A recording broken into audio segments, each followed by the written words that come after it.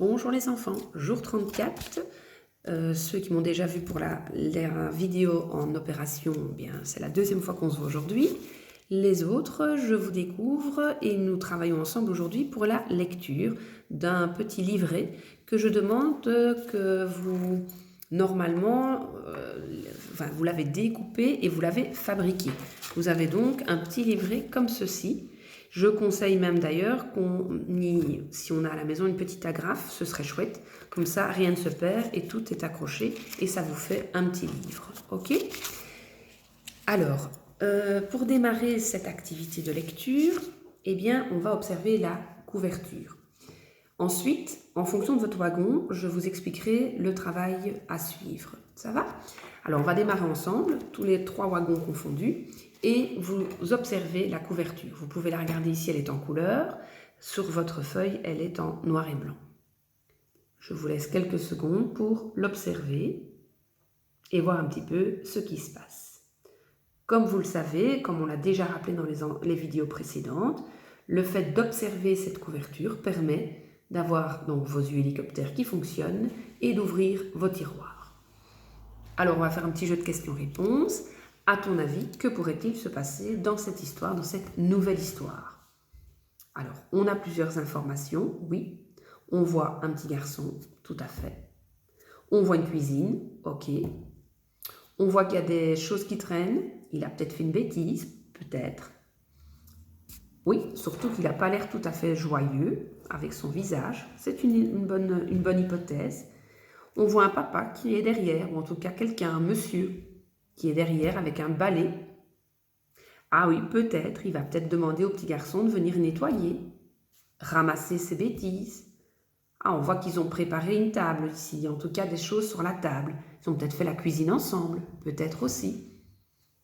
Est-ce que tu as encore remarqué quelque chose d'autre? Oui, il y a plusieurs choses à faire ici derrière. On voit que la vaisselle n'a pas été faite. Tout à fait aussi. Voilà, on a un petit peu fait le tour et on a un peu comme ça déjà un peu compris ce qu'il pourrait. On a donc posé des hypothèses sur ce qui pourrait se passer dans cette histoire. Alors maintenant, dans ce livre, tu as remarqué qu'il y avait des 1 cerise et des 2 cerises. C'est comme quand on a lu l'histoire de Trou Partout, par exemple, on avait exactement la même chose. Voilà ce que je propose. Les élèves du wagon rose, je vais vous demander de vous focaliser sur les 1 cerise. Et je vais demander à un adulte qui va être près de vous de lire le 2 cerises ou alors vous écoutez sur la vidéo. Je vais lire après les 2 cerises également. Ça va? Pour les élèves du wagon jaune et du wagon bleu, par contre, vous êtes capable de lire les doubles pages à chaque fois, donc les 1 cerise et les 2 cerises. Maintenant, vous allez avoir besoin de temps. Et pour cela, vous prenez le temps dont vous avez besoin. Simplement, les élèves du wagon jaune et du wagon bleu, je vous propose de lire une première fois tout seul, dans votre tête. Et puis, si vous voulez après, vous revenez sur la vidéo, parce qu'après, moi, je vais lire une fois l'histoire. Et vous pouvez la lire en même temps que moi. Je n'irai pas trop vite et vos yeux vont en même temps que moi. Ça permet aussi d'être sûr que ce qu'on a lu est correct. Pour les wagons roses, mission, attention, ça prend un peu plus de temps pour vous. Vous allez sur les 1 cerise. Vous pouvez d'abord commencer en mettant du fluo sur les mots que vous connaissez. Vous savez bien comment ça fonctionne. Ça permet d'alléger et de comprendre qu'il y a moins de choses compliquées à lire et de vous focaliser sur les mots plus compliqués. Ensuite, vous lisez toutes les 1 cerise. Et puis soit on relit l'histoire avec un adulte qui complète les 1 cerise en lisant lui-même les 2 cerises, soit vous revenez sur la vidéo si vous avez fait pause, et à ce moment-là, vous écoutez ma lecture et vous lisez en même temps, dans votre tête. C'est un choix. Ok? J'espère que j'ai été claire. Je fais donc pause maintenant, on lit, et puis on revient m'écouter si on a envie, ou on fait la lecture avec un adulte. Bon travail! Voilà, j'espère que tu as pris le temps de découvrir l'histoire, et maintenant nous allons la parcourir ensemble. D'accord ? Alors, avant de démarrer sur la couverture, on va essayer de repérer différentes informations importantes, comme on le fait depuis le début de l'année. Premièrement, je voudrais que tu mettes ton doigt sur le titre. Oui, on est d'accord, la promenade de Léo. Ensuite, j'aimerais que tu trouves le nom de l'auteur, celui qui a écrit l'histoire. Tout à fait. On va juste ici et on voit qu'il y a le nom de l'auteur. C'est toujours le premier. Comme je l'ai dit hier sur l'autre vidéo, sur ce livre-ci par exemple, il n'y en a qu'un de nom. Ça veut dire que cette personne a les deux métiers, auteur et illustrateur. Ok ? Par contre, ici, nous avons deux noms. Nous avons donc l'auteur et juste à côté, l'illustrateur. L'auteur, c'est donc Elisabeth Coudol et l'illustrateur, c'est Gilles Frély. Ok? Tu as bien compris ça? Je l'espère, parce que ça, on le répète quand même depuis longtemps. Ce livre fait partie d'une collection. Tu t'en rappelles? Ok, éclat de lire, impeccable. Ensuite, si je vais un peu plus près, tu remarques qu'il y a des petites informations ici écrites. Le bonjour, on est d'accord, c'est aussi la revue, et c'était le numéro 14 à l'époque. Là ensuite, on voit le petit sanglier parce que c'est la maison d'édition. La maison d'édition, c'est la maison qui va fabriquer le livre, l'usine qui fabrique le livre. Et ce sont les éditions Averbode. Ensuite, on a des petites informations, on a une adresse, etc. Et enfin, on a ici la date de parution de ce livre, qui était le 8 mars 2013. Il y a pas mal de temps. C'est vrai que cette histoire, on aime bien l'utiliser, notamment en guise de révision. On fait souvent ça au mois de juin. En plus, dans l'historien, papa, c'est la fête des pères. Tu comprends qu'on essaie de lier un petit peu tout ça ensemble. Voilà. Maintenant, nous allons lire l'histoire. Une cerise, deux cerises, je lis tout. Toi, avec tes yeux, une cerise, tu suis vraiment et tu peux même lire en même temps que moi. Et tu écoutes le deux cerises. Pour les autres, wagon jaune, wagon bleu, vous pouvez lire tout en même temps que moi dans votre tête. Je ne vais pas aller trop vite. On y va. Alors, je monte chaque fois parce que moi, je suis en couleur. C'est peut-être plus agréable pour suivre la lecture. Ok ? Et on y va. Je suis cachée derrière, mais je suis là. Cet après-midi, Léo s'ennuie et tourne en rond. Soudain, il a une idée. « Et si on allait se promener ?» demande Léo à son papa. Petite remarque, tu as vu qu'il y avait un tiret. Un tiret, oui, c'est que quelqu'un est en train de parler. Qui est en train de parler? Eh bien, on le voit à la ligne suivante. Demande Léo à son papa. Donc, on est bien d'accord que c'est le petit garçon qui demande ça à son papa. Ok? Eh bien, on peut tourner et aller aux deux cerises. D'habitude, papa est toujours partant. Il aime bien partir le nez au vent au parc ou dans la forêt. Mais papa n'a pas l'air pressé. Il veut prendre son temps, traîner pour profiter de sa journée. Léo, lui, est toujours très impatient. Ici, encore une fois, c'est le narrateur qui est en train de parler. Il n'y a pas de personnages qui sont en train de parler puisque nous n'avons pas de tiret. On tourne. On va en couleur et j'y vais. De nouveau, on a un tiret, donc quelqu'un qui va parler, qui prend la parole. « Et si on goûtait d'abord, dit papa. Un bon petit chocolat chaud, ça donne des biscottos.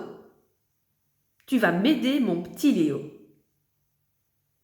Donc le papa, il dit tout ça, sauf, dit papa. Ok?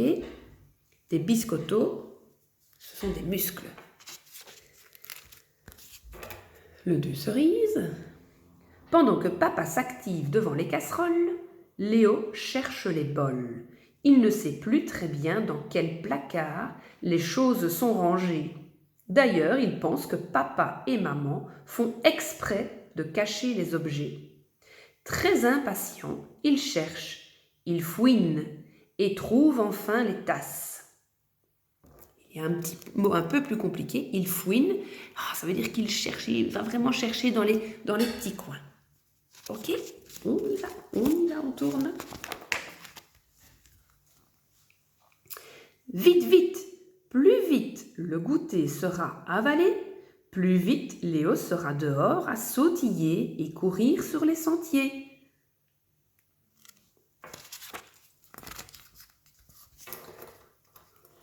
Le chocolat chaud sent bon. Les biscuits au beurre sont craquants. Le miel est fondant. La confiture est savoureuse. Quel régal! Finalement, Léo est satisfait d'avoir préparé et dégusté ce délicieux goûter. On est les rois des cuisiniers, dit Léo. On peut partir maintenant. De nouveau, on a un petit tiré. Léo, il dit quoi? On est les rois des cuisiniers. Dit Léo, c'est le narrateur.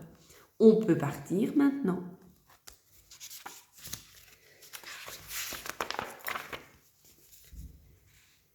Et si on rangeait la cuisine, dit papa. Une pièce bien rangée, c'est plus agréable à regarder. Tu vas m'aider, mon petit Léo. Tu remarques un peu la tête de Léo. Change un peu de couleur. Et regarde ici, il n'a pas l'air du tout content. Maintenant, voilà qu'il faut ranger et nettoyer la table. Il faut aussi récurer l'évier, mettre les casseroles dans le lave-vaisselle et remettre les produits frais dans le frigo. Quel travail!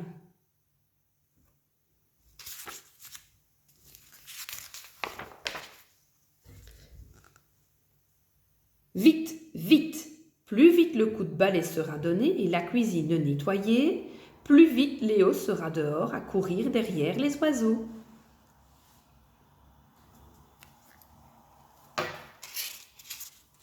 Léo a balayé dans tous les coins et papa a tout nettoyé. Plus une tache, plus une poussière. Maintenant, la cuisine brille de mille feux. Le résultat est merveilleux. Finalement, Léo est satisfait et il trouve qu'avec son papa, ils sont vraiment épatants. On est les rois du rangement. On peut partir maintenant. Est-ce que tu as une idée qui prononce cette phrase-là? On est les rois du rangement. On peut partir maintenant. Eh oui, tu as raison, c'est Léo. Ici, il a retrouvé le sourire parce qu'il est content et il est satisfait de lui.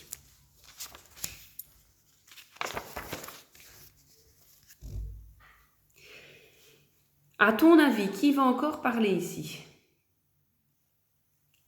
Oui, tu as vu qu'à la ligne suivante, on a le dit papa. Donc papa parle et dit « Et si on repeignait toute la maison ?» dit papa. « Une maison de toutes les couleurs, c'est magique pour rester de bonne humeur. » Ah non, Léo n'est pas d'accord. Lui, ce qu'il veut, c'est partir sans tarder, là, tout de suite, et zou. Mais quelle est encore cette idée bizarre? Et pourquoi pas repeindre tout le quartier? D'ailleurs, vivre dans une maison tout en couleurs, Léo est sûr que ça le mettrait de mauvaise humeur. Mais Léo ne dit rien. Tu as vu ici qu'il y avait des petites questions à chaque fois, on a des points d'interrogation. Par contre, on a un point d'exclamation. Ah non! Tu vois là tout au début, ou à la deuxième ligne, et zou!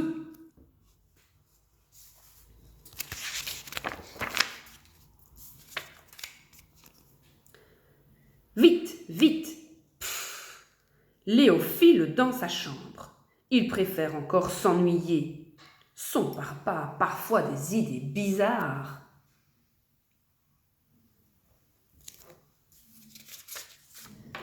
Mais papa est futé. Non, il ne va pas repeindre la maison. Oui, elle est très bien comme elle est. Il met son blouson et file dans le garage où il rejoint maman qui vient d'arriver. Ding, glong, bling. Mais que font-ils? On entend de drôles de bruits là-dedans.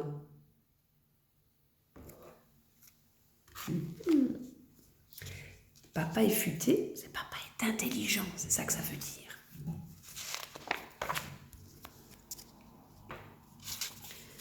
Ohé, ohé, on part se promener, crie papa, un gros paquet à la main. Tu vois ici, on le voit bien, il est en rouge, que sur ta feuille en noir et blanc, on le voit moins bien. Allez, viens, on t'attend depuis longtemps, ajoute maman en riant. Donc ici, nous avons deux personnages qui parlent. On a papa et on a maman.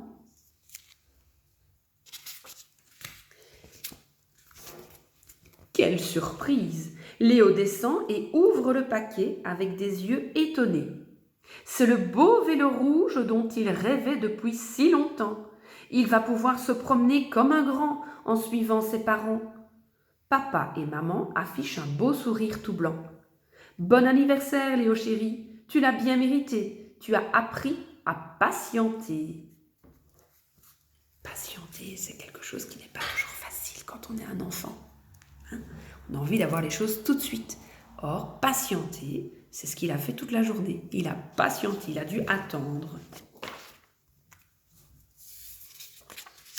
Vite, vite, Léo saute sur son nouveau vélo. C'est un cadeau magnifique. Ses parents ont vraiment des idées fantastiques. Et c'est parti. Vite, vite pour une promenade. Léo, papa, maman, à la queue leu-leu, ils traversent le quartier, le parc et le petit bois bleu. Léo est ravi. Il fredonne tout joyeux. Bravo, bravo, on est les rois du vélo. Et voilà, cette histoire est terminée pour aujourd'hui. Voilà ce que je te propose de réaliser. J'aimerais qu'aujourd'hui, en tout cas, une fois, que tu t'entraînes encore à lire un morceau. Exemple, tu es dans le wagon rose, tu peux relire les Une cerise une fois. Tu es dans le wagon jaune ou dans le wagon bleu, tu peux ne lire que la moitié du livre si tu lis les une et les deux cerises. Ok ? Ce que tu peux faire aussi, c'est reprendre le livre et regarder dans ton petit livret et regarder les images et te dire, ah oui, là, il s'est passé ceci. Ah oui, là, il n'est pas content. Là, le papa propose de goûter et ainsi de suite. Si tu ne sais plus raconter l'histoire, il suffit d'aller lire la suite qui est juste écrite en dessous. Ok ? Voilà ce que je te propose aujourd'hui. Demain, on rediscute et on retravaille la suite. Bonne soirée, bon après-midi, à bientôt.